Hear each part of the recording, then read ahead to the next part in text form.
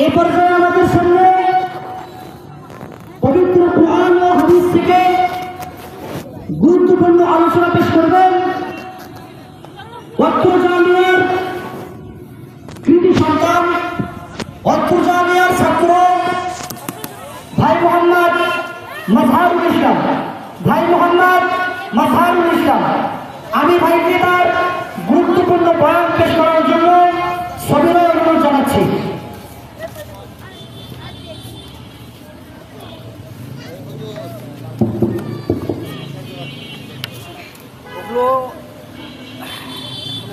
আসসালামু আলাইকুম ওয়া রাহমাতুল্লাহি ওয়া বারাকাতুহু।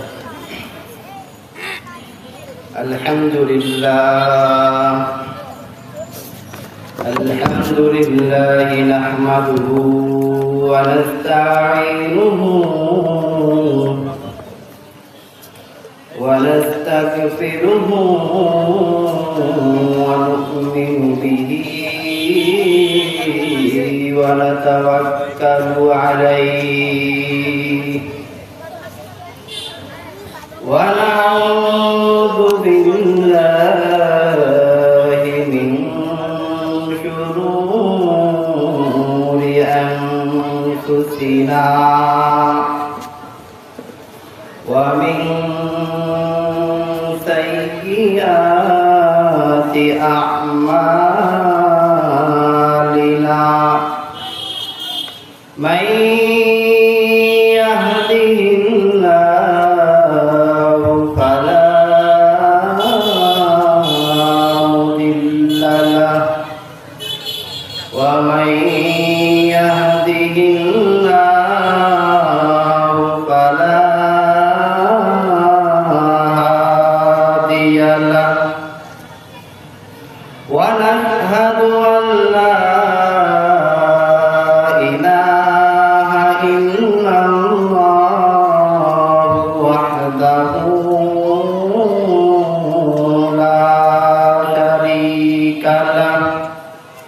ونشهد أن سيدنا وسندنا وحبيب قلوبنا ومولانا محمدا عبده ورسوله أرسله بالحق بشيرا ونذيرا وداعيا إلى الله بإذنه وسراجا منيرا. أما بعد فأعوذ بالله من الشيطان الرجيم. بسم الله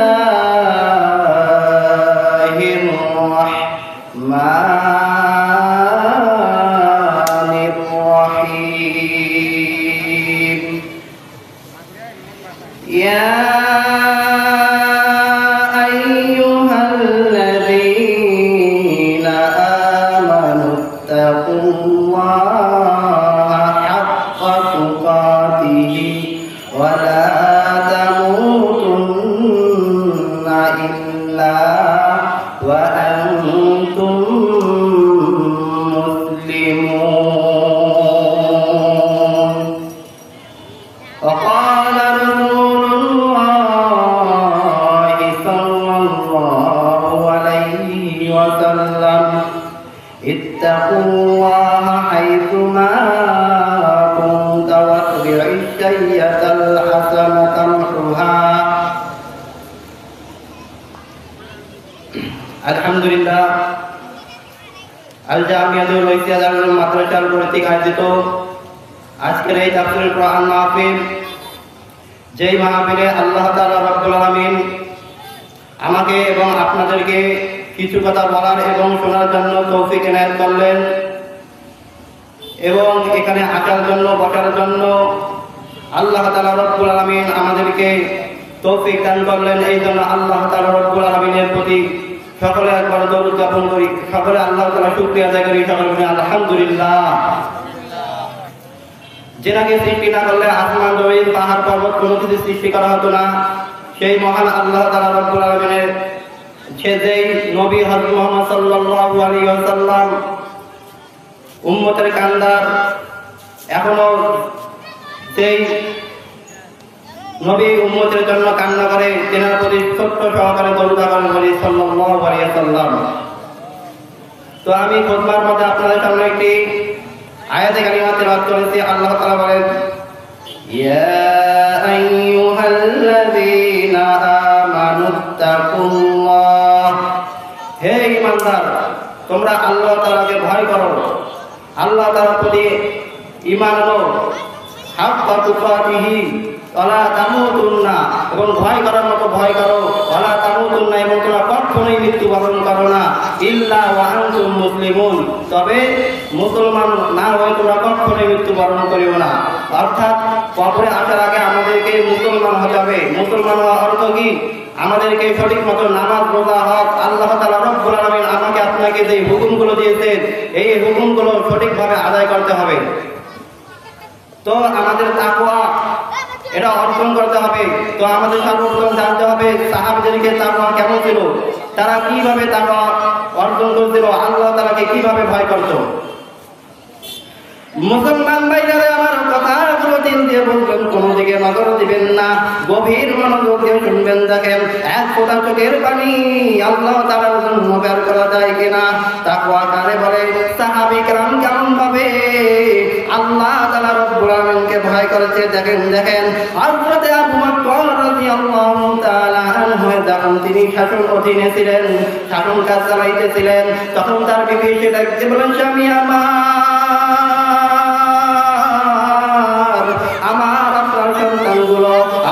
সন্তানগুলো সারির নামক খাবার খেতে চায়, যেই খাবার আরব দেশের মধ্যে অনেক প্রসিদ্ধ খাবার। ও প্রিয়তম স্বামী আমার আপনার সন্তানগুলো সারির নামক খাবার খেতে চায়। আবু বকর রাদিয়াল্লাহু তাআলা আনহু স্ত্রীকে ডেকে বলে, ও আমার প্রিয়তম স্ত্রী, আমাকে যে ভাতা দেওয়া হয় এগুলো তো তোমার সংসারের মধ্যেই আটে না, আবার আমি সারির নামক খাবার কোথা থেকে পাই? কিছুদিন পর হযরত ওমর রাদিয়াল্লাহু তাআলা আনহুর স্ত্রী সারির নামক খাবার বাসার মধ্যে রান্না করলেন। তখন হযরত আবু বকর রাদিয়াল্লাহু তাআলা আনহু অনেক তৃপ্তি সহকারে খাইলেন। কিছুক্ষণ পরে ডাকতে বলল, আমার স্ত্রী, এই খাবার তুমি কোথায় পাইলা? বলো। আমি তো তোমাকে সারিদ নামক খাবার কেনার জন্য খাবার জন্য কোনো টাকা পয়সা দেই নাই, এই টাকা তুমি কোথায় পাইলা বলো। তখন স্ত্রী ডাকতে বললেন, ও স্বামী আমার, আপনি আমাকে কিছু তরকারি খিবের খরচ করার জন্য কিছু টাকা পয়সা দিয়েছিলেন। এই টাকাগুলো খরচ করার পর 2-4-5 টাকা বেঁচে যাইতো, এই টাকাগুলো আমি রেখে দিতাম স্বামী আমার। আজ ওই টাকা দিয়ে আমার আপনার সন্তানকে সারিদ নামক খাবার রেখে দিল। এই কথা শোনার পর হযরত আবু বকর রাদিয়াল্লাহু তাআলা আনহুর মাথার উপর ছাদ ভেঙে বলল। আবু বকর ডাক দিয়ে বললেন, এটা হতে পারে না, আমার ঘরে টাকা বেঁচে যাবে। অথচ পরের দিন হযরত আবু বকর রাদিয়াল্লাহু তাআলা আনহু বৈঠক ডাক দিলেন এবং ডাক দিয়ে বললেন, আল্লাহর রাসূলের সাহাবীরা রে, তোমরা যে আমাকে ভাতার বেতন দাও, এই বেতন থেকে আমার কিছু টাকা পয়সা বেঁচে যায়, অতএব পরের মাস থেকে তুমি আমাকে আর এত টাকা না দিয়ে এর থেকে যদি কম টাকা দাও, আমি আবু বকর রাদিয়াল্লাহু তাআলা আনহু এর থেকে কম টাকা হলো আমি আবু বকরের কোনো আপত্তি নাই। সাহাবীদেরকে বললেন, তোমরা যে আমার এত টাকা দাও, এই টাকা আমার খরচ করার পরেও বেঁচে যায়, তোমরা আমাকে এত টাকা না দিয়ে এর থেকে কম টাকা দেবা, তারপরেও আমি আবু বকরের সংসার চলে যাবে। একে বলে তাকওয়া। আর আজকে আমাদের প্রেসিডেন্ট দেখেন, যত দেই তত তারা চায় কি চায় না। এবারে দেখেন হযরত ওমর রাদিয়াল্লাহু তাআলা আনহু তাকওয়া কেমন ছিল রে বাবা। হযরত ওমর রাদিয়াল্লাহু তাআলা আনহু তাকওয়া এমন ছিলেন, একদিন হযরত ওমর রাদিয়াল্লাহু তাআলা আনহু তার রাষ্ট্রের কাজের জন্য মোমবাতি জ্বালিয়ে কাজ করতেছিলেন। ঠিক তৎকালীন তার সাথে কিছু সংখ্যক তার আত্মীয় স্বজন তার সাথে দেখা করার জন্য আসছিল। মুসলমান দরজার মধ্যে যখন তার ঠক ঠক ঠক করে শব্দ দিলেন, তখন ওমর রাদিয়াল্লাহু তাআলা আনহু বললেন, তোমরা দরজার ওখানে থাকো, এখন আমার ঘরের মধ্যে ঢুকিও না। হযরত ওমর রাদিয়াল্লাহু তাআলা আনহু এই কথা বলার পর তার পূর্বের মোমবাতিটা নিভাই দিয়া তারপর হযরত ওমর রাদিয়াল্লাহু তাআলা কি নতুন করে মোমবাতি জ্বালিয়ে দিলেন। হযরত ওমর রাদিয়াল্লাহু তাআলা মোমবাতি জ্বালানোর পর এবার সাহাবীদেরকে বলল, তোমরা এখন আসতে পারো। তখন সাহাবীরা বললেন, ওমর কেন তুমি পূর্বের মোমবাতিটা নিভাই দিয়ে এখন নতুন করে মোমবাতি জ্বালাইলা? হযরত ওমর রাদিয়াল্লাহু তাআলা ডাকতে বলতেছে, আমি এখন রাষ্ট্রের কাজ করতেছি, আর এই মুহূর্তে তোমরা তোমাদের ব্যক্তিগত কাজের জন্য এসেছো, আমি পারবো না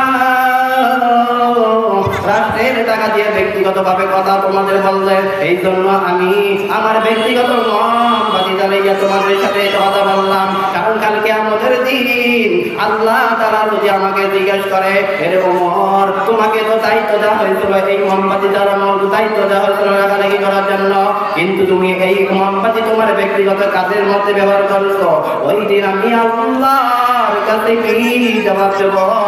এই জন্য আমি ওমর আমার রাষ্ট্রের মোমবাতি নিভাইয়া আমার ব্যক্তিগত মোমবাতি দ্বারা তোমাদের সাথে সাক্ষাৎ করলাম। আল্লাহ তাআলা বলেন, ইয়া আইয়ুহাল্লাযীনা আমানুত্তাকুল্লাহ, হে ঈমানদার তোমরা ঈমান আনো, আল্লাহ তাআলাকে ভয় করো, হাক্কা তুকাতিহি, আল্লাহকে ভয় করো ভয় করার মতো, ওয়ালা তামুতুন্না, তোমরা মৃত্যুবরণ করিও না, ইল্লা ওয়া আনতুম মুসলিমুন, অর্থাৎ তোমাকে পরিপূর্ণ মুসলমান হতে হবে, তোমাকে নামাজি হতে হবে। আল্লাহ তাআলা তোমাকে যে 5 ওয়াক্ত নামাজের হুকুম দিয়েছে, এই 5 ওয়াক্ত নামাজ সঠিক মতো আদায় করতে হবে। আল্লাহ তাআলা রব্বুল আলামিন বছরে একবার যে 1 মাস করে রোজা আসে, এই রোজা তোমার আমার পালন করতে হবে, তাহলে কিয়ামতের দিন আল্লাহ তাআলা তোমাকে আমাকে জান্নাত দিবে।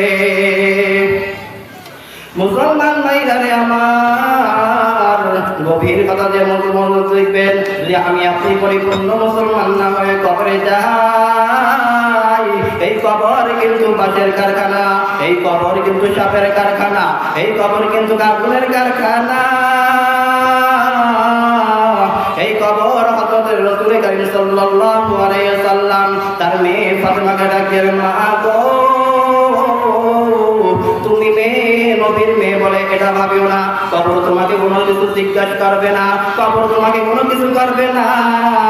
তোমার আমল যদি ভালো হয় কবর তোমাকে ভালো ব্যবহার করবে, তোমার আমল যদি ভালো হয় কবর তোমার ভালো ব্যবহার করবে, আর যদি তোমার আমল খারাপ হয় রে মা, তুমি নবীর মেয়ে হওয়ার পরেও তোমাকে আর তোমার কবর তোমাকে চারপাই দিয়া মাটিতে চাপা দেবে, এমন ভাবে চাপা দেবে ডান পাথরের হাড় বাম পাথরের মধ্যে ঢুকে দেবে। এর মুসলমান দেখো চোখের পানি বাড়াইতে পারো কিনা? 1 ফোঁটা চোখের পানি যদি তোমার আমার পড়ে যায়, এই 1 ফোঁটা চোখের পানি তুমি টিস্যু দিয়ে মুছবা না, এই চোখের পানিকে তুমি গালে মুখের মধ্যে সোনার মতো মিস করে দেবা। এই চোখের পানি তোমার ওই দিন কাজে লাগবে যেই দিন আল্লাহ তাআলা কিয়ামতের দিন সংঘটিত হয়ে যাবে, সূর্য মাথার উপর চলে আসবে বাজার, ওই দিন তোমার আমার নবী ছাড়া আর কেউ থাকবে না। ওই দিন সূর্য জাহান্নাম চিৎকার করে থাকতে থাকবে, জাহান্নামীদের আমার কাছে দাও। আল্লাহ তাআলা রব্বুল আলামিন ডাক দিবেন ফেরেশতাদেরকে, ফেরেশতারা তোমরা জাহান্নামকে আটকাও। ও মুসলমান, জাহান্নামকে 70,000 শিকল দিয়ে বেঁধে রাখা হবে, তারপর জাহান্নাম থামবে না, জাহান্নাম শুধু চিৎকার করতে থাকবে, চিৎকার করতে থাকবে, আল্লাহ জাহান্নামকে আমার মুখে দাও, আমার আল্লাহ পিতার আছে আমি থামতে পারতেছি না। তখন আল্লাহ তাআলা রব্বুল আলামিন জাহান্নামের ফেরেশতাকে বলবে, জাহান্নামের ফেরেশতারা তুমি যাও, আরো চেয়ার নিচে যাবো, কিছু সংখ্যক পানি পেয়ারের মধ্যে রাখা রয়েছে, ওই পানিটুকু নিয়ে এসে দাও। তখন ফেরেশতা দৌড়ে দিয়ে ওই পানিটুকু নিয়ে জাহান্নামের গায়ে দেওয়ার সঙ্গে সঙ্গে জাহান্নামের আগুন নিস্তব্ধ হয়ে যাবে। আল্লাহর ফেরেশতারা আল্লাহ করিম আল্লাহ তাআলাকে ডাকতে বলবেন, মাবুদ এই পানি দুনিয়ার পানি গো আল্লাহ, তুমি যদি নাকি? আয় রব্বুল আলামিন, এটা কি কোনো দুনিয়ার মহাসাগরের পানি নাকি? আল্লাহ তাআলা তখন ফেরেশতাদেরকে ডাকতে বলেন, ফেরেশতারে, এটা কোনো দুনিয়ার পানি নয়, এটা কোনো হাউজে কাউসারের পানি নয় রে ফেরেশতা, এটা কোনো পৃথিবীর কোনো দুনিয়ার জমিনের পানি নয়। ওই রইসিয়া দারুল উলুম মাদ্রাসার ছাত্ররা রাত 3টার সময়, 4টার সময়, রাত 3টার সময় যখন আমি আল্লাহ তাআলার ভয়ে কাঁদে, আমি আল্লাহ তাআলার ভয়ে কাঁদে, তখন আমি আল্লাহ তাআলা রব্বুল আলামিন এই পানিগুলো কুদরতি হাতের মধ্যে, কুদরতি পেয়ালার মধ্যে জমা করে রেখেছি। আজ আমি আল্লাহ তাআলা রব্বুল আলামিন এই পানি দিয়ে জাহান্নামকে নিস্তুপ করে দিলাম। আল্লাহ তাআলা উপরে কায়দের মধ্যে বলেন, এ বন্ধু, পিতা মাতার সঙ্গে ভালো আচরণ করতে হবে। এই মা তোমার আপার জন্য বড় নিয়ামত, কথা বলেন ঠিক কিনা? মা বেঁচে আছে যার, তার কপাল বড় ভালো, আর যার মা বেঁচে নাই তাকে যে জিজ্ঞাসা করুন মায়ের কি অভাব, কথা বলেন ঠিক কিনা? আল্লাহ তাআলা বলেন, ওয়াসাইনাল ইনসানা বিওয়ালিদাইনি ইহসানা, তোমরা তোমাদের পিতা মাতার সাথে ভালো আচরণ করো। এর বন্ধু, তুমি আমি যদি পিতা মাতার সাথে ভালো আচরণ না করি, হয়তো বা তোমার আমার মৃত্যুর সময় তোমার আমার কালমাটুকু নসিব না হতে পারে, কথা ঠিক কিনা? এই মুসলমান, এই সাহাবী যখন তার মৃত্যুর সময় কিভাবে তার কালমা মুখতে আসতেছে না, সাহাবীর নাম হচ্ছে হযরত আলকামা রাদিয়াল্লাহু তাআলা আনহু। তিনি তার মুমূর্ষু অবস্থায় হয়ে পড়লেন, তখন তার স্ত্রী নবী করিম সাল্লাল্লাহু আলাইহি ওয়াসাল্লামকে বললেন, ইয়া রাসূলুল্লাহ, ইয়া হাবিবাল্লাহ, আমার স্বামীর মুখ দিয়ে তো লা ইলাহা ইল্লাল্লাহ মত কালিমার শব্দ বাইরে হইতেছে না গো রাসূল, এখন আমরা কি করব? তখন রাসূল করিম সাল্লাল্লাহু আলাইহি ওয়াসাল্লাম কয়েকজন সাহাবীদেরকে বললেন, যাও তো দেখো আলকামার বাড়িতে গিয়ে তার মধ্যে কেন লা ইলাহা ইল্লাল্লাহ বাইরে হইতেছে না।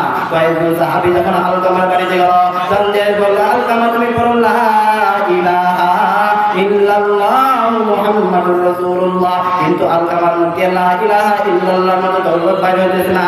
সাহাবীরা রিটার্ন হয়ে আবার নবীকে বললেন, ইয়া রাসূলুল্লাহ, ইয়া হাবিবাল্লাহ, আলকামার মুখে তো লা ইলাহা ইল্লাল্লাহ মত দৌলত বাইরে হইতেছে না। তখন নবী করিম সাল্লাল্লাহু আলাইহি ওয়াসাল্লাম বললেন, তার মা জীবিত আছে কিনা? সাহাবী বললেন, জি, তার মা জীবিত আছে। রাসূল করিম সাল্লাল্লাহু আলাইহি ওয়াসাল্লাম তার মাকে ডেকে বললেন, এই আলকামার মা, তুমি তো বলো তোমার সন্তানের ব্যাপারে তোমার কি মন্তব্য? তখন তার মা ডাক দিয়ে বললে, আমার সন্তান অনেক দানশীল, আমার সন্তান অনেক নামাজি, এত নামাজ করে তার কোনো হিসাব নাই, আমার সন্তান অনেক দান করেছে, অনেক অনেক ভালো কাজ করে। তারপরে নবী রাসূল সাল্লাল্লাহু আলাইহি ওয়াসাল্লাম বললেন, তার প্রতি আপনার কি মনোভাব, আপনার প্রতি তার কেমন আচরণ করে? রাসূল সাল্লাল্লাহু আলাইহি ওয়াসাল্লামের এই কথা বলার পর তার মা বললেন, তোর মোহতারাম হাজিরিন, এরপরের কথা তার মা বললেন, আমার সন্তান আমার কথা শোনে না, শুধু তার স্ত্রীর কথা শোনে। আমার সময় খুব স্বল্প, তার স্ত্রীর কথা শোনে। এই জন্য রাসূল সাল্লাল্লাহু আলাইহি ওয়াসাল্লাম বললেন, এখন তুমি তোমার সন্তানকে মাফ করে দাও, নাহলে তাকে কাঠের আগুন দিয়ে জ্বালিয়ে দাও। তখন তার মা বলল, না, আমি আমার সন্তানকে কাঠের আগুনে জ্বালাবে আর আমি এটা দেখতে পারবো না, আমি মা ওই শব্দ করতে পারবো না। তখন রাসূল সাল্লাল্লাহু আলাইহি ওয়াসাল্লাম বলেন, তার মাফ করে দাও। তখন তার মা বলেন, যাও, আমি আমার সন্তানকে মাফ করে দিলাম। সুবহানাল্লাহ। মুসলমান ভাইরা রে, এরপর রাসূল কারীম সাল্লাল্লাহু আলাইহি ওয়াসাল্লাম বললেন, দেখো তো গিয়ে এখন আলকামার মুখ দিয়ে লা ইলাহা ইল্লাল্লাহ বাইরে হচ্ছে কিনা। তখন রাসূল কারীম বলার সঙ্গে কয়েকজন সাহাবী বললেন, আলকামা তুমি বলো লা ইলাহা ইল্লাল্লাহ। মুসলমান কিছুক্ষণ পর রাসূল কারীম সাল্লাল্লাহু আলাইহি ওয়াসাল্লাম বললেন, এখন বাইরে হইতেছে কিনা? তখন বলল, হ্যাঁ, এখন আলকামার মুখ দিয়ে লা ইলাহা বাইরে হচ্ছে। রাসূল কারীম সাল্লাল্লাহু আলাইহি ওয়াসাল্লাম বললেন, তার মার কথা থেকে তার বিবির কথাকে বেশি প্রাধান্য দেওয়ার কারণে আজ আলকামার মুখ দিয়ে লা ইলাহা ইল্লাল্লাহর মতো ধর্ম বার হইতেছে না। তো মুসলমান, তুমি আমি আর যদি বিবির কথা শুনি, মায়ের কথা না শুনি, হয়তো তোমার আমার এমন অবস্থা হতে পারে কিনা। আল্লাহ তাআলা রব্বুল আলামিন আমি যেসব কথাগুলো বললাম, এই কথাগুলোর উপর আমল করার তৌফিক দান করুন। ওয়া মা তৌফিকি ইল্লা বিল্লাহ।